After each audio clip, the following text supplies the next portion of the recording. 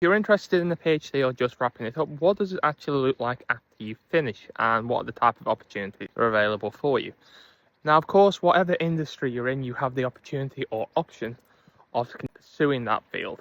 If you're someone who's interested in lobbying government, trying to do change in the various different procedures or standards, and particularly trying to bring your research into the public sphere, then policy might be an area for you. Now, within policy, what this typically looks like is you're collecting data or research that member groups, organizations, or campaigns are effectively working on and trying to use that and consolidate that to influence change. The next area is teaching and training. Now, whilst a formal teaching qualification isn't really as important in the training sector, any skills that you have in terms of developing business-to-business campaigns, continued professional development, or any form of resources that businesses can use in any capacity in their fields will enhance your opportunity to get a job in these areas.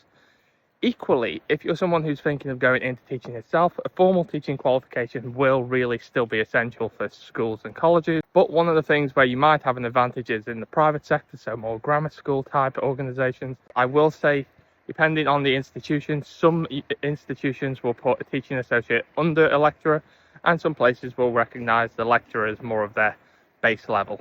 But that all very much depends on the institution themselves, and really it's trying to work out which is that organisation's more base level that you're looking for. And in a lot of those capacities, having prior teaching experience is really essential for helping you get that job. If not, you might do visiting and guest lecturer role. Now, research associate and fellow can be, broadly speaking, very similar, but what you're looking at is whether you're on someone's grant or whether you're in part of a project. Now, the project, you might just be employed for a temporary period, but you aren't necessarily given the same option of steering that project the way that you want to. You might be employed by that university to support the project.